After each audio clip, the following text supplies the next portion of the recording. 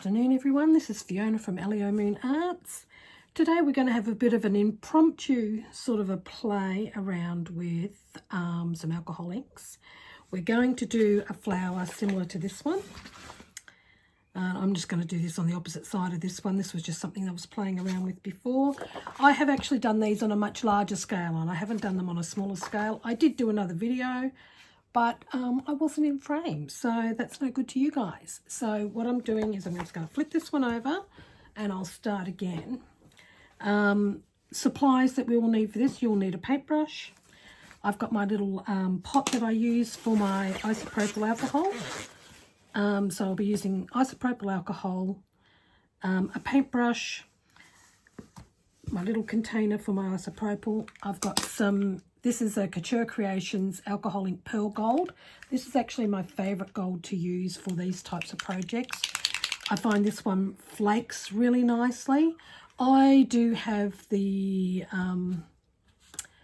Pinata Brass and the rich gold, and I still prefer the Couture Creations one. I know everybody overseas raves about the Pinata one, the Pinata Gold and Pinata Brass and stuff. It's good. Don't get me wrong. It's not that it's not good. It is good, but it's just not as good as the Couture Creations Ink Pearl Gold. I just find it much better. It breaks down a lot nicer. But I am going to be using Ranger inks mostly today. I think I've got the gold, and I've got a ruby, which is Couture Creations, which I'm going to use today.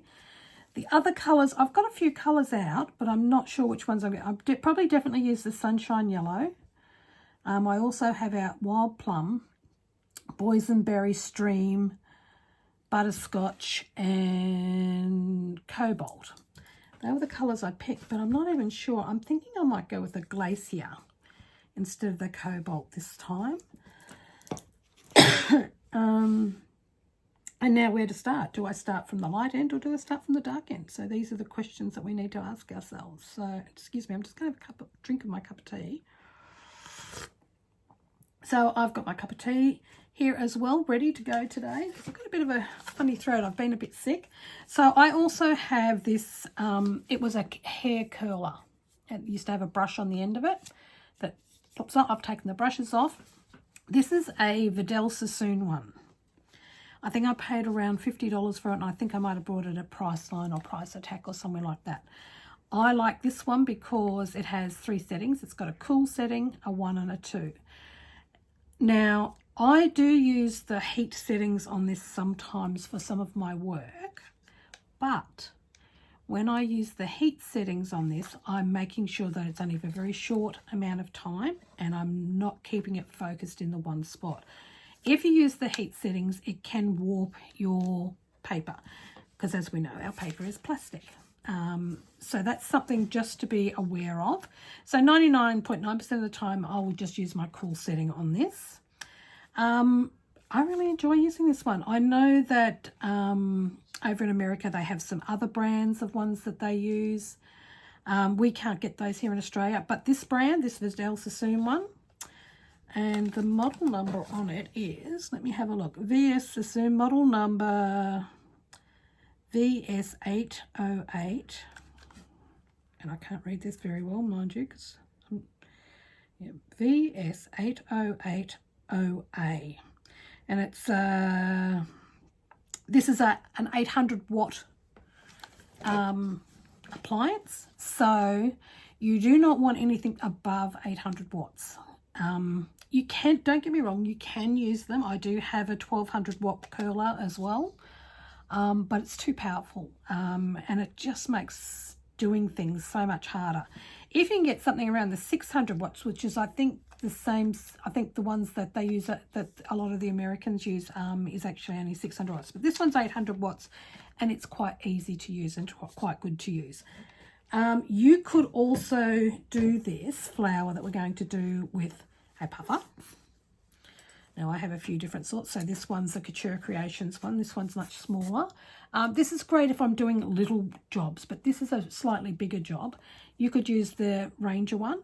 It's a bit bigger and it's a bit kinder on your hands. I find this one is great for little, like I said, for little jobs and you're not having to do a lot of puffing. But I find this one becomes quite hard on your hands if you've got to do it for long periods of time. Maybe that's just an age thing for me, and that is quite possibly a possibility because I do have problems with my hands sometimes. But for today, for the sake of ease of use and to make this go a little quicker, I will be using my Vidal Sassoon hairdryer. These are fabulous. I really like them. Highly recommend them for anybody who's getting into inks or has been doing it for a while and has been looking for a low wattage dryer to do some of your work with. These are great. The only thing I wish these did have was that, you know, that you had like a funnel type thing you could attach to it so that you could focus the air a little better. So like these have a smaller tip on them so you can focus where you're pointing that air. Whereas with this, you have to be a little bit mindful about what you're doing and what you're creating with them, because you don't have as much control over where the air goes like you do with these two types. This one in particular is very precise because it has a much smaller head again. I know I do have one here. I think I've also got a lens cleaner. I thought I'd get it first off when I first started about 2 or 3 years ago, and I thought I would try it first, and I didn't actually really like it that much. But that's okay. I don't know what it is with it. The air doesn't come out of them like these two. It sort of hits the bottom and goes wider, and so I didn't like them very much, but I do know other people do use them, so that's also an option, and you can pick them up online quite cheaply. So to start off with, I'm going to put some alcohol in my little dish. Got a bit of a leak there, turn that up. I'm just going to clean off my brush, make sure it's nice and clean to start off with, and I think I'm going to start with my red today. So the shape of our flower, I might just grab a pencil just to show you guys. It's not something that I would do any other time. So our flower shape, and I'm going to start from this corner because I want it to come out of the corner, and I might make this into a card, so I might fold this over. I mean, I could have had this one, but we'll do this one. So we'll do one, and this one will be on the internal part. So the shape of our flower, so we've got like the base of our flower is going to come out here, and it'll have like a little bulbous thing here, and then you'll have your stem that'll come down there like that, and then you'll have your petals that will come off this piece here. So this is sort of where the bulb, so this will be the bulb, this is where the flower comes out of, and the petals will come out like that off the base of this. So just let me put that up there and see if that makes it a little easier for you to see. Not so sure about that. I'm not great with this tech stuff. But that's what we're going to aim for. So now that we've got that little bit of a guide, so I'm going to start with my red, and I think I'm going to put my red up this top side. So, and I'm going to put my ink down in such a way that I want the flower to come out. So I'm going to grab a little bit of gold, just want a tiny little drop, and that's a really big drop. Then I'm going to grab my alcohol, and I'm going to put quite a bit of alcohol on there, and then I'm going to grab my dryer. So in this section I will end up muting it when I go to edit it. So let's go.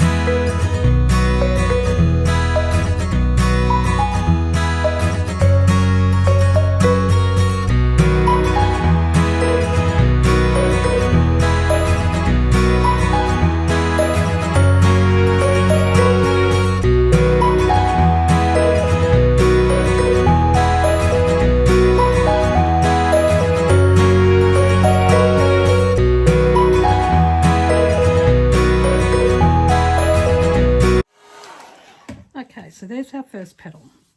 So the next colour I'm going to go for, I'm just going to try and angle this down just a little bit further, just so that you can see how that gold is working. I'm going to use some Sunshine Yellow.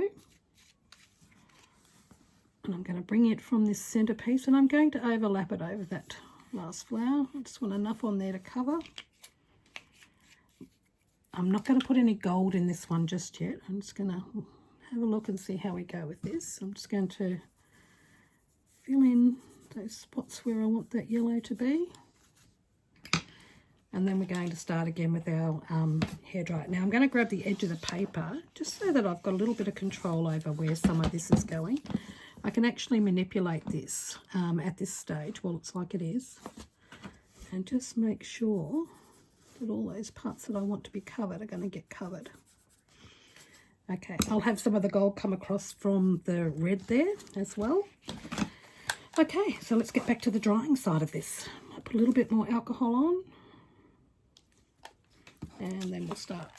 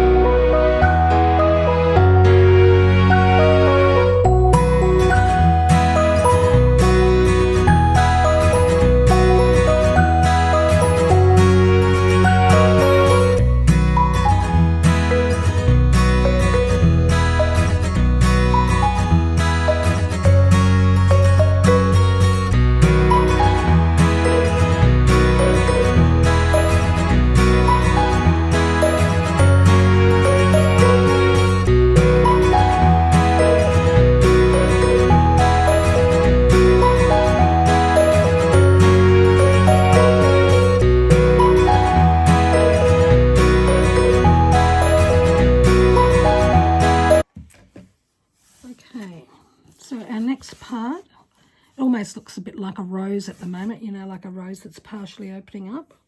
But we're going to take this a little bit further. I think we're going to use a little bit of this Glacier, and we're going to use it next to this yellow, and we should hopefully get a nice green out of this, which will also become part of our design. So I'm going to add a little bit more of the alcohol here. I'm just going to grab my brush. Just going to make sure it covers all those parts that I want covered. Okay, so now we go back to our dryer again.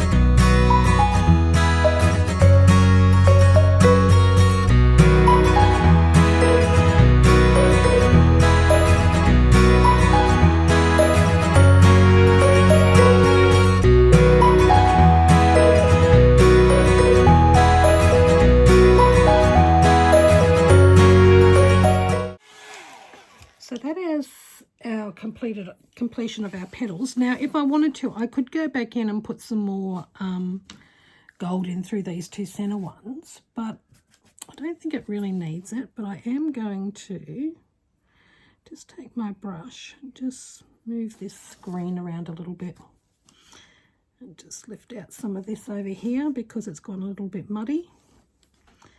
And by just lifting that out, it just lightens it up and makes it look a bit better. Okay, I'm just going to grab my little puffer here. Just going to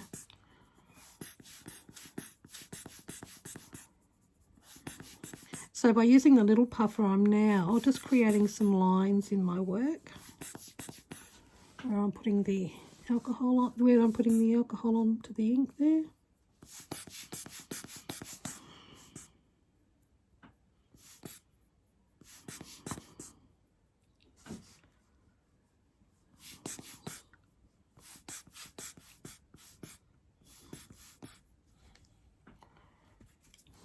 Okay, so that's created a few more lines in there.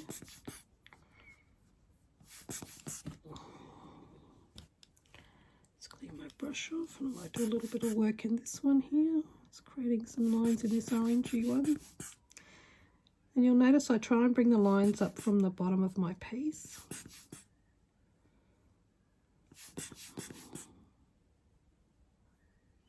And I really am just using the slightest amount of alcohol. It's only just damp on my brush, and I'm just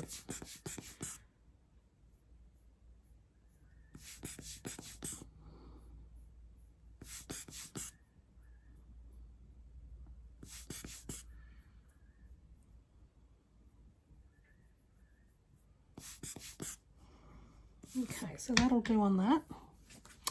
So the last bit for us to do is to create the base of our flower.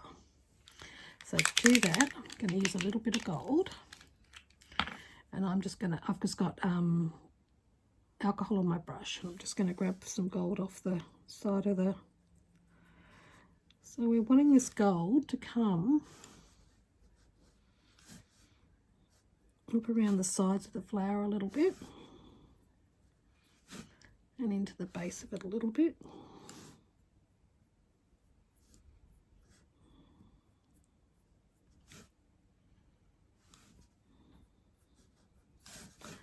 And then I'm just going to create this little bulby piece here on my flower. So now we've got a little bulb, and now I'm just going to bring down the bit of stem.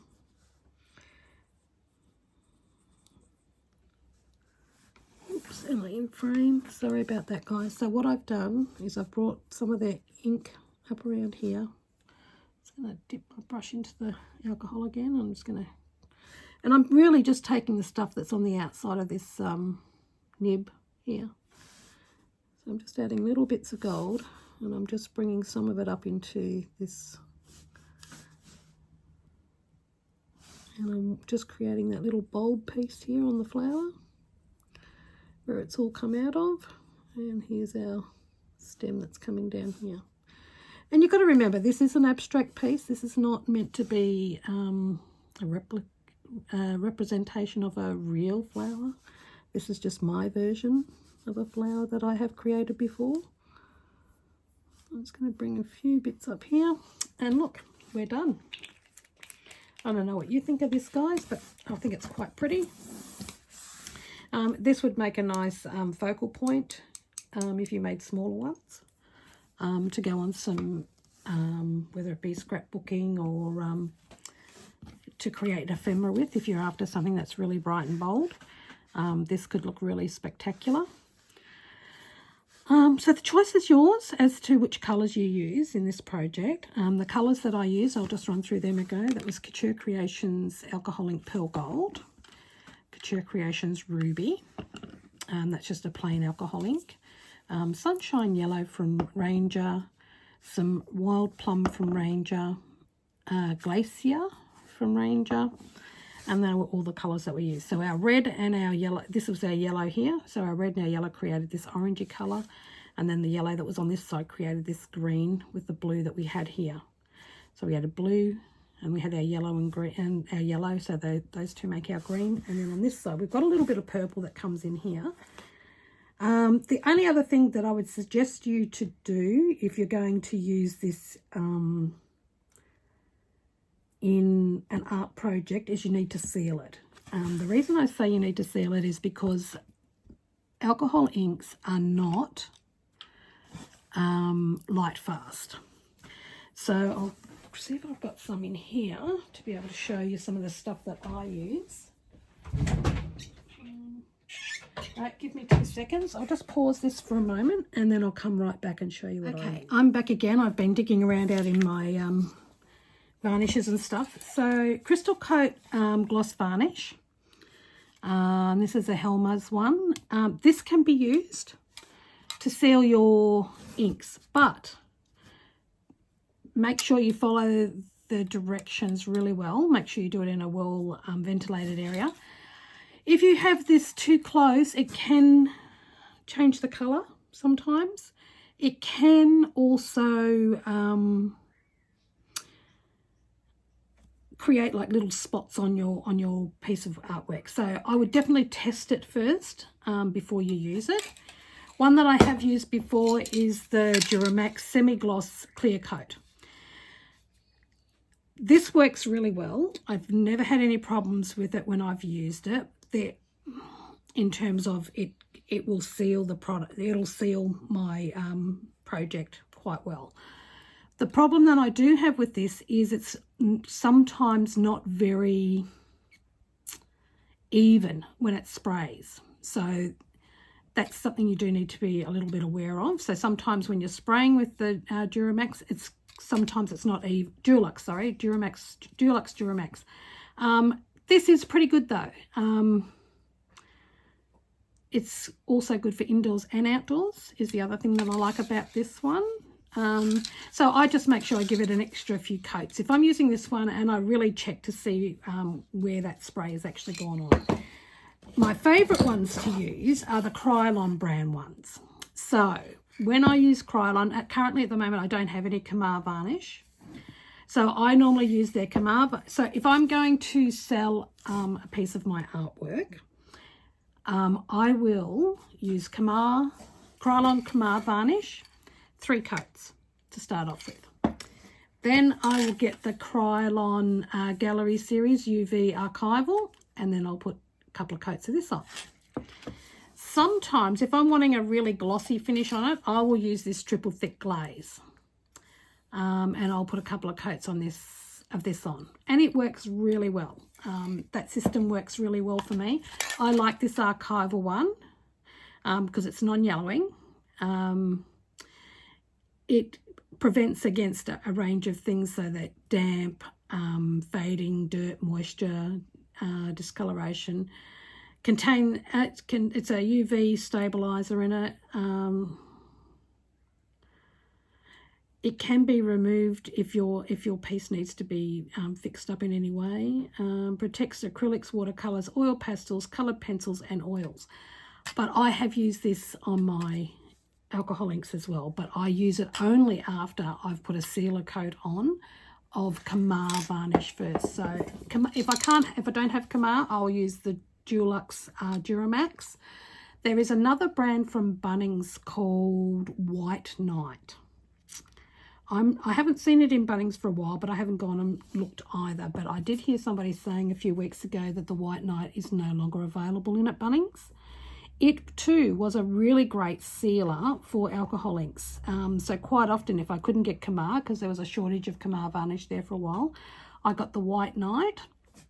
And it was a cheaper option. And I used to spray it so that everything was sealed. And then I would use my archival UV and then the triple thick glaze, and that worked perfectly. So just a little bit of information for yourselves to think about if you're going to get into alcohol inks. Okay guys, you have a great afternoon. I'm going to go and edit this video and pop it up online. Have a great day. Bye.